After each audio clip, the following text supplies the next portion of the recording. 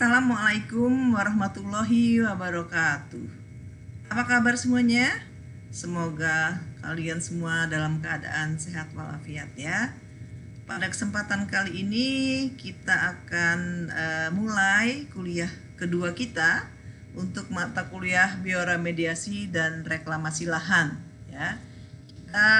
Topiknya hari ini adalah tentang prinsip bioremediasi ya. Prinsip bioremediasi kita akan lihat satu persatu ya, tentang pengantar dari bioremediasi ini ya, bagaimana definisinya, kemudian jenis-jenis bioremediasi, dan kita juga akan mempelajari tentang kelebihan dan kekurangan daripada berbagai jenis bioremediasi.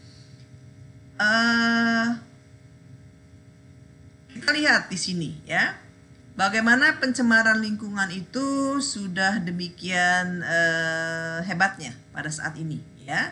Kita lihat ini salah satu contoh saja ya dari berbagai lingkungan yang diambil dari Google.com ya. Ini sampah ya, gunungan sampah, tumpukan sampah menyebar di mana-mana. Apabila ini tidak dikelola dengan baik, maka ini akan menjadi masalah bagi lingkungan ya, bagi kesehatan manusia, dan juga bagi keberlanjutan daripada kehidupan itu sendiri ya. Yang kedua adalah terkadang ya, transportasi ya minyak dari suatu tempat ke tempat lainnya tidak menutup kemungkinan terjadinya spoil ya, tumpahan minyak di laut. Nah, ini juga merupakan sumber dari pencemaran lingkungan ya. Kalau laut kita sudah tercemar, nanti di dalam laut itu ada ikan dan biota-biota laut lainnya, dan juga air ya, air yang nanti mengalir ke mana-mana, dan kemudian itu akan menjadi juga masalah bagi lingkungan. Kita lihat selanjutnya di sini bagaimana pemakaian pupuk kimia secara terus-menerus itu bukannya baik, tetapi semakin berdampak buruk terhadap lahan, terhadap tanah ya. Tanah menjadi bongkahan-bongkahan, mengeras ya, dan kemudian menjadi tidak subur ya. Kita lihat di sini dari gambar bawah ini, kiri bawah. Dan bagaimana kita lihat di sini penyemprotan, penggunaan pestisida itu sudah sangat berlebihan ya.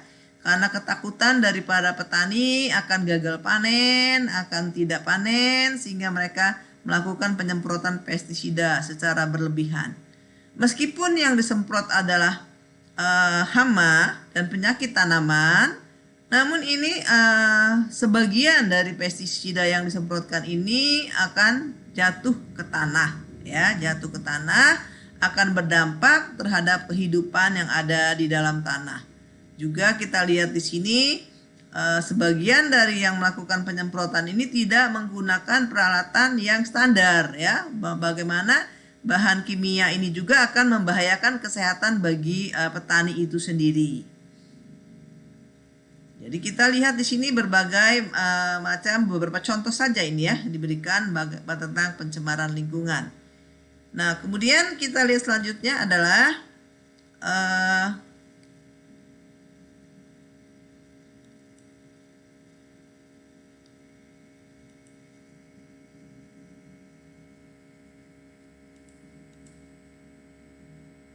degradasi lahan sudah terjadi di mana-mana ya, akibat pemakaian pupuk dan pestisida kimia secara berlebihan, akibat kegiatan budidaya pertanian ya. Misalnya contoh aja ini di Pulau Jawa itu ya, padi terutama hampir 2,4 juta hektar katanya telah mengalami proses degradasi sistemik secara perlahan ya, karena kemudian lama-lama terjadi akumulasi, meningkatnya residu pupuk kimia dalam tanah ya, cemaran-cemaran pestisida, dan juga logam-logam berat yang merupakan bahan baku dari bahan-bahan kimia pertanian itu ya, terutama pestisida. Hal ini ya tentunya bukan baik ya, karena kalau sudah tanah itu sudah tercemar, sudah rusak, maka apa yang akan terjadi pada kesuburan tanah? Kesuburan tanah pastinya akan menurun ya, akan menurun. Kalau tanah sudah menurun, maka pupuk yang digunakan juga untuk meningkatkan produksi tanaman itu akan membutuhkan dalam jumlah yang semakin meningkat ya, terus-menerus meningkat.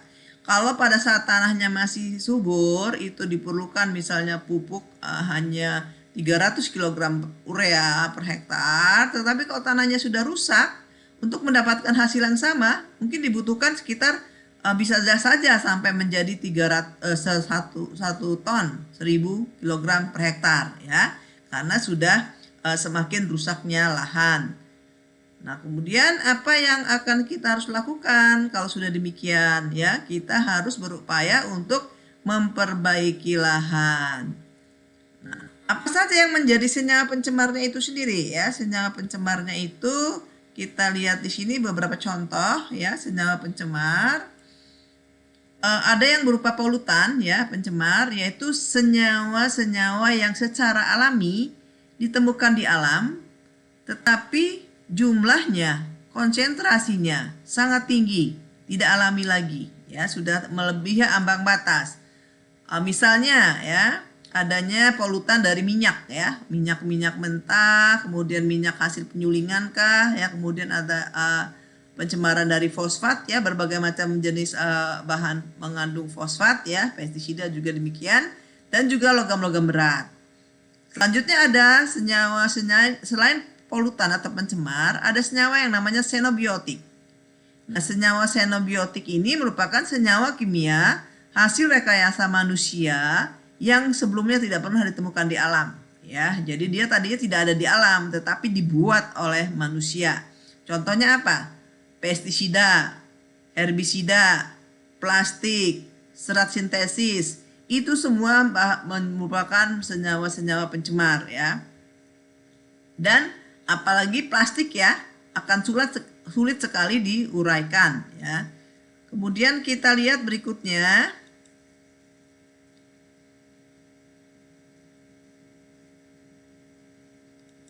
Upaya apa tadi yang sudah kita akan lakukan dalam rangka untuk memperbaiki pencemaran lingkungan? Nah, salah satunya adalah melalui bioremediasi. Nah, kalau kita tahu remediasi itu adalah definisinya proses perbaikan ya. Kalian di waktu SMA itu matematikanya nilainya 5, nilainya 4, diberi kesempatan untuk remedial katanya ya, untuk memperbaiki nilai sehingga nanti bisa lulus, bisa standar untuk kelulusan bisa terpenuhi ya. Nah, itu remediasi proses perbaikan. Nah, kalau bioremediasi apa? Jadi ada bio di sini, biologis, makhluk hidup, hayati. Jadi bioremediasi, perbaikan dan pemulihan secara biologis. Nah, jadi bagaimana definisi secara lengkap dari bioremediasi? Yaitu proses perbaikan lingkungan yang tercemar dengan menggunakan organisme ya, organisme hidup, baik itu bakteri, fungi, atau tanaman atau enzimnya ya. Nah, untuk memperbaiki atau mengembalikan keadaan lingkungan yang tercemar menjadi lebih baik kembali ya. Jadi itu bioremediasi. Dan kemudian definisinya. Kemudian kita lihat lagi di sini.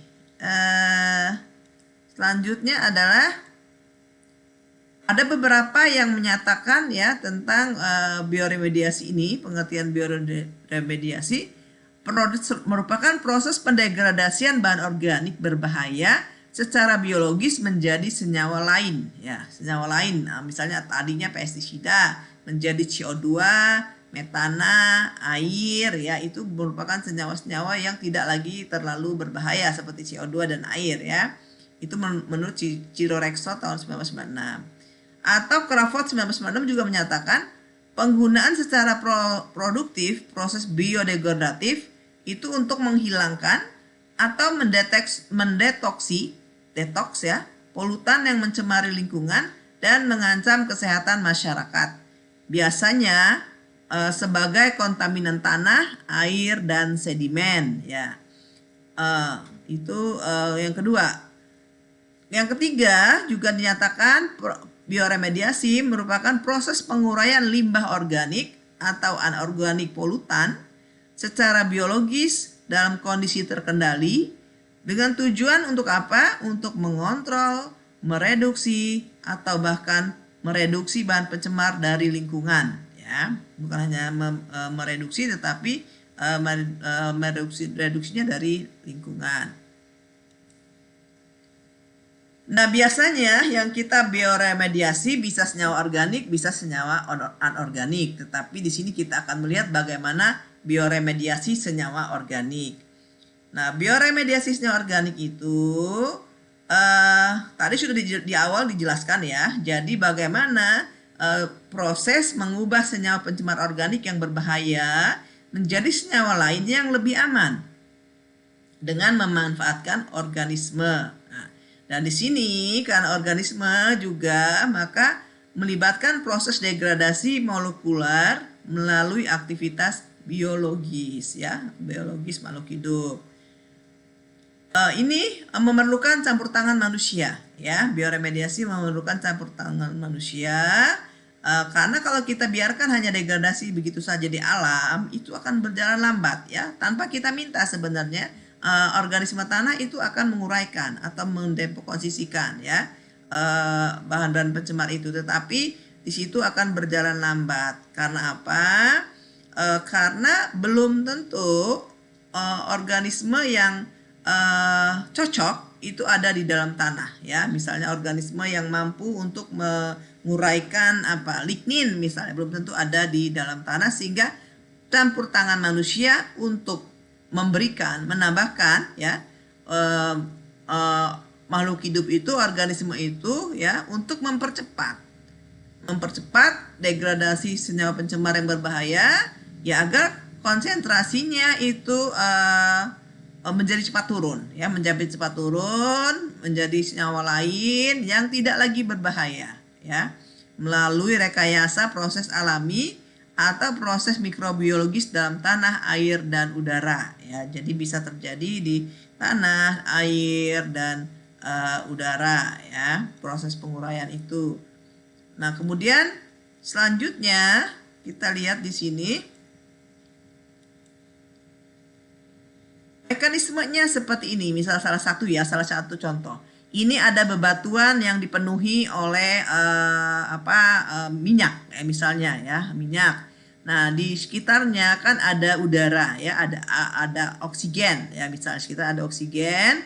Kemudian di sini ya unsur hara, nitrogen, fosfor, kemudian pupuk-pupuk ini merupakan unsur hara pembatas ya, yang tidak tersedia ya. Bagaimana kemudian di sini diberikan unsur hara tersebut ya, agar bakterinya atau mikroorganismenya menjadi aktif ya, diberikan sumber karbon atau sumber energi ya untuk aktivitasnya, sehingga bakteri yang ada di alam itu secara alamiah atau akan meningkat jumlahnya ya, dan aktivitasnya untuk menggunakan minyak yang ada di bebatuan ini misalnya ya, dan kemudian nanti lama-lama yang tadinya kita lihat ini warnanya penuh ya, dipenuhi batuan yang dipenuhi oleh minyak ini, dia akan menjadi bersih ya, ya. Kenapa? Karena minyak-minyaknya itu kandungan-kandungan minyak itu sudah digunakan oleh bakteri ya, sudah dipakai oleh si bakteri untuk beraktivitas ya, dan kemudian tinggallah barang senyawa-senyawa yang tidak lagi berbahaya ya, itu mendapatkan batuan yang bersih ya, dan kemudian residu yang tidak membahayakan karena sudah berupa karbon dioksida dan air ya. Kalau sudah CO2 kan ada di udara, gas kita H2, air yang mudah kita butuhkan, sehingga minyaknya tadi sudah hilang ya. Nah, inilah konsep dasar ya dari bioremediasi. Mekanismenya seperti apa? Yaitu biotransformasi ya, biotransformasi tadi ya, dengan cara enzim-enzim yang diproduksi oleh mikroorganisme ya selama tadi bekerja ya, mikroorganisme menghasilkan enzim.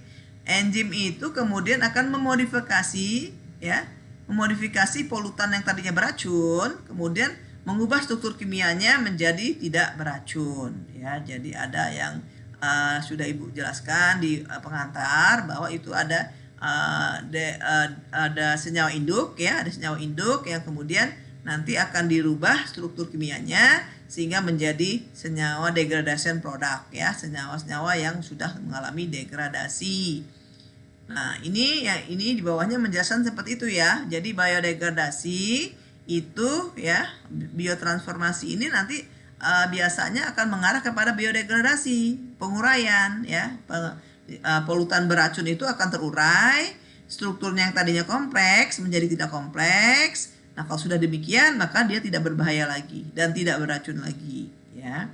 Itu cara kerjanya ya, cara kerjanya. Nah, bagaimana kita mendapatkannya? Mendapatkan mikroorganisme yang cocok ya, mikroorganisme yang cocok kemudian kita perbanyak, kita kembangkan ya, agar perannya di dalam bioremediasi itu bisa optimal ya. Pertama itu caranya yang bisa dilakukan adalah aplikasi rekayasa genetik ya. Rekayasa genetik ya, kita mencari ya melalui gen ya, DNA dari mikroba itu untuk mendapatkan organisme khusus ya, organisme khusus yang berpotensi dalam bioremediasi. Jadi kemampuannya masing-masing. Misalnya dia akan kita cari organisme yang mampu menguraikan minyak, ada organisme yang mampu menguraikan pestisida misalnya ya. Sebenarnya itu kandungan apa yang ada di dalamnya ya, misalnya menguraikan fosfat, menguraikan senyawa-senyawa yang lainnya. Nah, contohnya nih, Deinococcus radiodurans ya. Ini organisme ini radioresisten ya, paling radioresisten ya. Tidak mudah untuk ini diuraikan. Nah, ini kemudian dimodifikasi sehingga dia tak akan dapat mengkonsumsi dan mencerna toluen ya, toluen dan ion-ion merkuri dari limbah yang kandungan radioaktif nuklirnya sangat tinggi. Nah, ini kita menggunakan organisme ini. Jadi direkayasa ya, direkayasa sehingga dia memiliki kemampuan seperti itu. Nah, kemudian kita lihat berikutnya. Bioremediasi itu macam-macam ya. Tadi kan ada bakteri, ada fungi, kemudian ada tanaman. Nah, yang menggunakan fungi itu namanya mikoremediasi ya. Mikoremediasi itu menggunakan fungi miselianya sebagai miselia fungi sebagai dekontaminasi areal ya. Misalnya ya, mikobioremediasi ada area yang terkontaminasi minyak diesel ya. Minyak diesel kemudian kita inokulasi dengan miselia jamur oyster misalnya ya, di inokulasi. Kemudian 4 minggu kemudian, beberapa waktu kemudian 95% dari kandungan polisiklik aromatik hidrokarbon yang ada di minyak diesel itu sudah direduksi menjadi komponen yang tidak beracun ya. Jadi fungi memecah kontaminannya tadi itu ya, pH tadi yang tadinya bentuk senyawa aromatik ya, hidrokarbon aromatik yang kayak benzen gitu ya, menjadi CO2 dan air. Itu mikoremediasi. Tetapi kalau kita menggunakan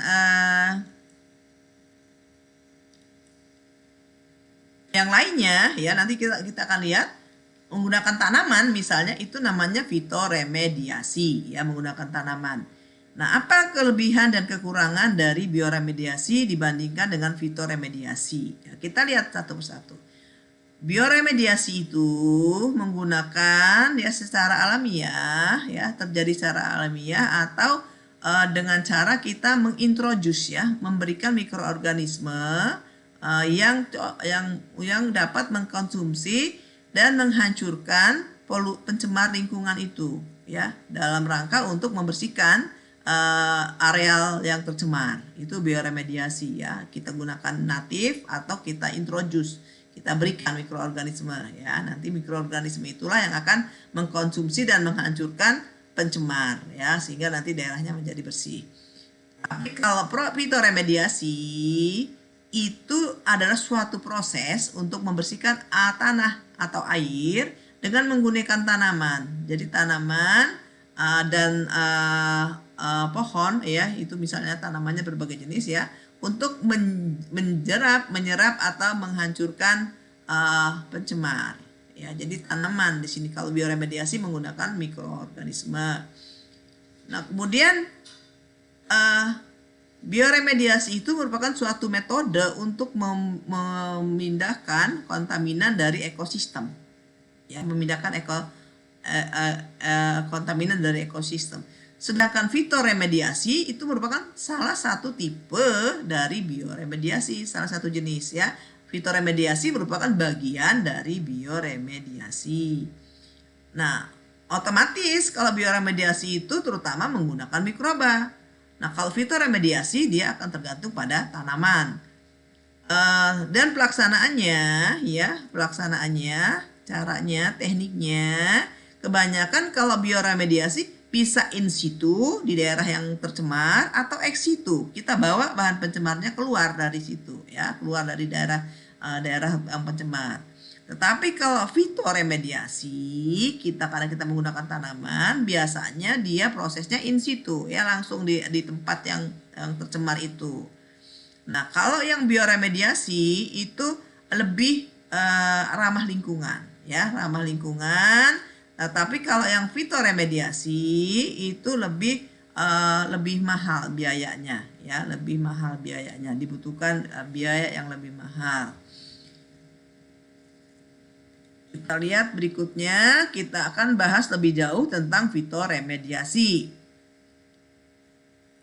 Nah, kita lihat di sini fitoremediasi adalah teknologi pembersihan, penghilangan atau pengurangan polutan berbahaya seperti logam berat, pestisida, senyawa organik beracun tadi, ya, dalam tanah atau air dengan menggunakan bantuan tanaman atau istilahnya tanaman hiperakumulator. Nanti kita akan lihat, ya. Jadi fitoremediasi itu dengan bantuan tanaman, ya.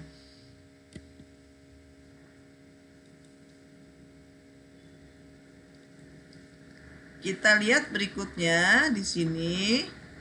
Nah, ini bagaimana cara kerjanya tanaman. Ini ada ya, kita lihat di sini ada tanaman di perakarannya, ada kontaminan yang ada di perakaran tanaman. Ini akan kontaminan ini akan diambil, ya, diserap oleh tanaman, ya. Kemudian di sini ada mikroba, ya, ada organisme. Ini akan mengalami mengerjakan biodegradasi, ya, degradasi secara alamiah, ya, dengan biologis.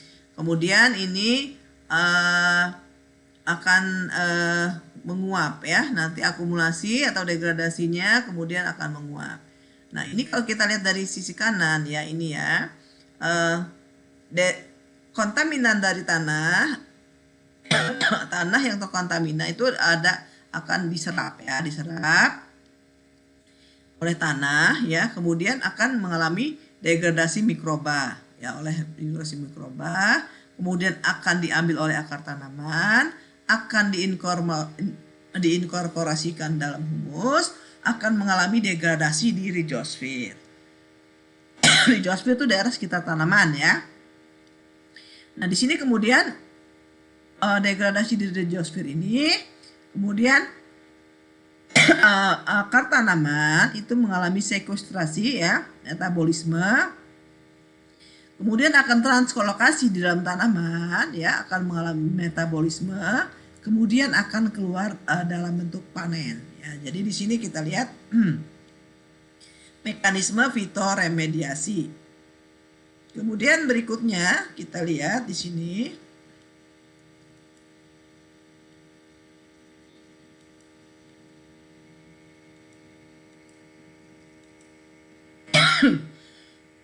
berbagai Mekanisme fitoremediasi.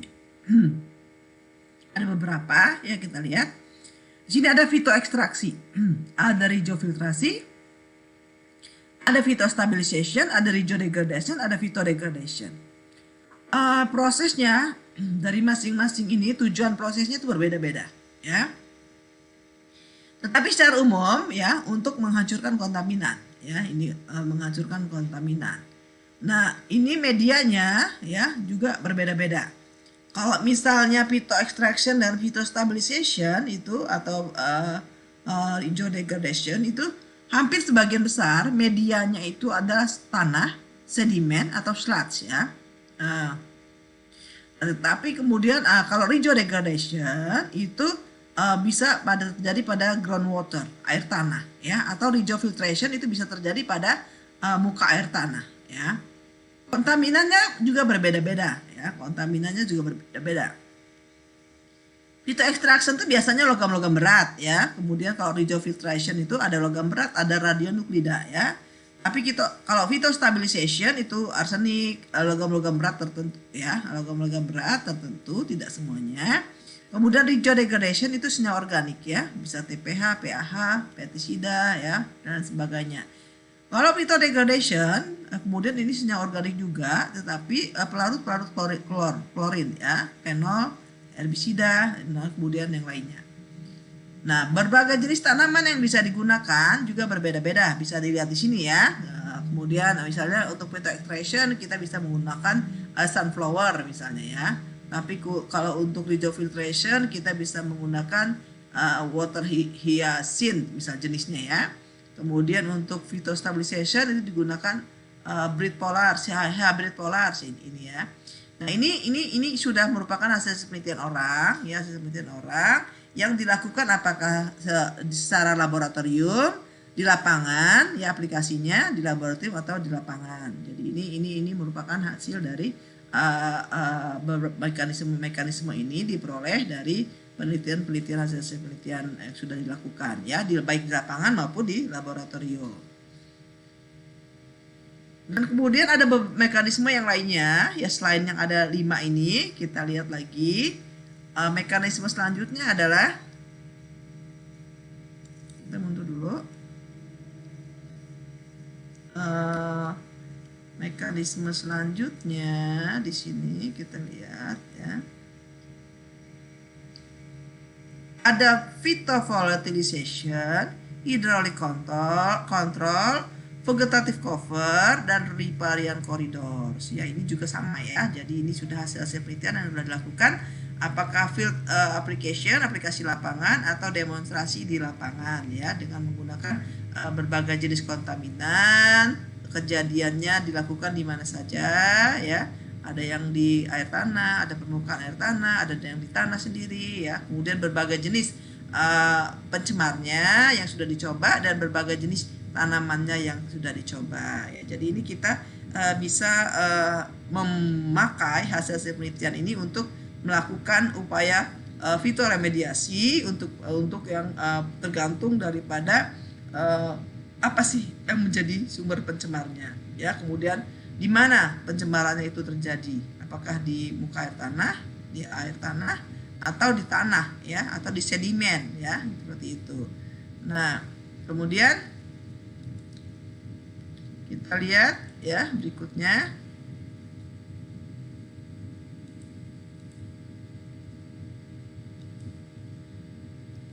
Nah, tadi itu ada beberapa proses fitoremediasi. Phytoaccumulation ya, ini artinya tumbuhan menarik zat kontaminan sehingga berakumulasi di sekitar akar tumbuhan ya. Jadi zat-zat pencemar itu ya diambil, ditarik oleh tumbuhan, oleh akarnya, sehingga dia akan berakumulasi di sekitar akar tumbuhan. Tapi kalau rizofiltration ini proses penjerapan atau proses pengendapan zat kontaminan oleh akar untuk akhirnya menempel pada akar ya, rizosfer itu daerah sekitar perakaran. Tapi kalau phytostabilization ya, itu penempelan zat-zat kontaminan tertentu pada akar yang tidak mungkin terserap ke dalam batang tumbuhan ya, itu stabil di situ ya. Uh, jadi dia menempel di akar dan tidak akan diserap oleh tanaman. Ini ada 3 prosesnya ya, proses fitoremediasi. Phytoaccumulation, rhizofiltration, dan phytostabilization. Kemudian ada proses lainnya adalah rhizodegradation. Degradation ini ya, itu yaitu penguraian zat kontaminan oleh aktivitas mikroba, tetapi di daerah rhizosfer. Nah, demikian juga phytodegradation ya, penguraian zat kontaminan juga ya. Kemudian phytovolatilization ini merupakan transpirasi zat kontaminan oleh tumbuhan dalam bentuk yang telah menjadi larutan terurai ya. Jadi di sini zat kontaminan itu sudah dirubah menjadi bentuk larutan yang terurai sebagai bahan yang tidak berbahaya ya. Nah, ini 6 jenis proses fitoremediasi. Apa keuntungan fitoremediasi secara umum ya? Secara umum fitoremediasi itu biaya operasinya lebih murah ya.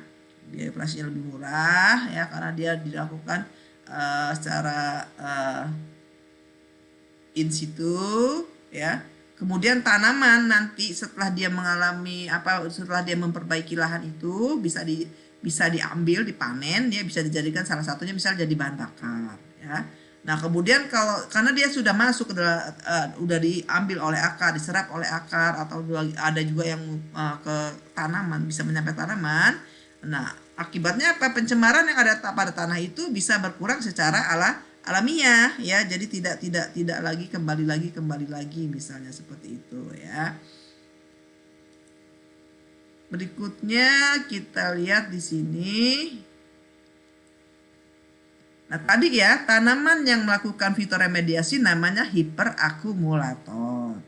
Nah, tanaman ini akan uptake, mengambil, mentranslokasikan, dan mengakumulasinya baik di akar maupun di batang tanamannya, di daun ya, di batangnya dan seterusnya. Nah, kemudian logam-logam, kontaminan logam ya, pencemar logam di dalam tanah itu akan diserap oleh akar, translokasi ke tanaman ya, dan diakumulasikan di tanaman ya, di situ. Nah, ini ya hasil penelitian. Beberapa tanaman hiperakumulator itu bisa mampu menyerap lebih dari 10.000 ppm manganis, zinc maupun nikel ya. Jadi logam-logam berat ini bisa diserap oleh tanaman hiperakumulator itu. Bahkan untuk Cu itu bisa sampai 1000 ppm untuk Cu dan selenium ya, tembaga dan selenium. Dan untuk CD, kadmium, CrPb dan CO, kobalt ya, timbal dan kobalt itu bisa diserap lebih dari 100 ppm ya. Jadi banyak ya yang bisa diambil oleh tanaman ini, sehingga nanti yang kontaminan yang ada di dalam tanah itu ya bisa berkurang.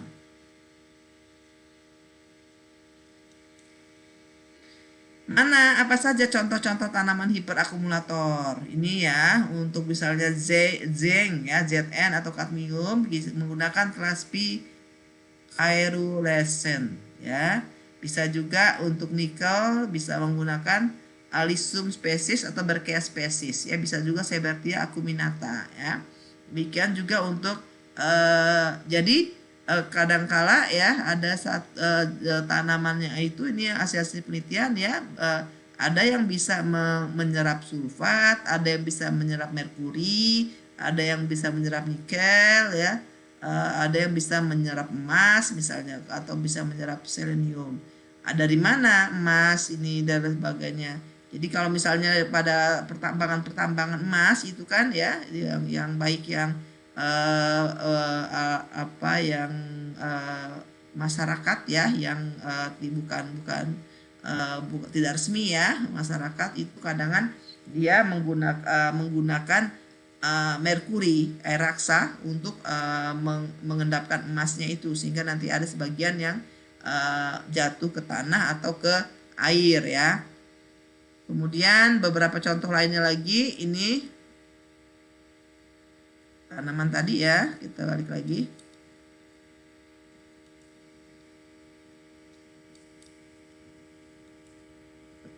Okelah, situ contohnya beberapa saja, nanti dicari di literatur kalau yang berminat lebih jauh lagi. Nah, ada rizofiltrasi. Rizofiltrasi ini merupakan penghilangan logam dari lingkungan perairan ya, rizosfer ya. Rizofiltrasi, filtrasi kan menyerap ya, filter ya. Jadi kita lihat di sini ada tanaman ya, kita menggunakan tanaman. Nah, ini ada air tanah yang terkontaminan ya, air tanah terkontaminan ini akan melalui pompa ya akan masuk ke dalam tanah ya. Di sini ada kontaminan C ya, kontaminan C. Kemudian ini ada istilahnya hidroponik sistem ya, sistem hidroponik yang digunakan. Kemudian kontaminan C ini akan berubah menjadi kontaminan yang menguap ya, C1. Kemudian bergerak ya, kontaminan yang mengalami presipitasi. Kemudian ke C2 ya, kontaminan yang stabil atau di jaringan tanaman, akar tanaman ya. Di sini ada di akar tanaman ya. Nah, ini jadi logam-logam yang tadinya ada di air tanah, lingkungan perairan ini ya, bisa diserap oleh akar tanaman ya, kemudian berada menetap di akar-akar tanaman ya. Kita lihat berikutnya, ada lagi istilahnya fitostabilisasi ya. Fitostabilisasi ini adalah imobilisasi logam dalam tanah oleh penjerapan, pengendapan dan kompleksasi. Jadi stabil ya, jadi stabil di situ. Jadi logam-logam berat yang ada dalam tanah itu imobilisasi ya, masuk di dalam ya, masuk imobilisasi, bukan mineralisasi. Kalau mineralisasi dilepas, kalau imobilisasi itu diikat ya, masuk ke dalam logam, imobilisasi logam masuk ke dalam tanah. Melalui apa prosesnya? Bisa dijerap, bisa diendapkan, bisa juga dijadikan senyawa kompleks dengan senyawa yang lainnya ya. Jadi beberapa contoh ya. Kemudian kita lihat itu terakhir daripada perkuliahan kita hari ini ya. Jadi kita sudah mendapatkan gambaran bagaimana bioremediasi, dan kemudian kita bisa lihat berbagai jenis dari contoh-contoh dari fitoremediasi ya. Jadi kita cukupkan sampai di sini kuliah kita pada hari ini. Silakan disimak, kalau ada pertanyaan nanti kita diskusikan selama perkuliahan di kelas. Ibu akhiri dengan wassalamualaikum warahmatullahi wabarakatuh.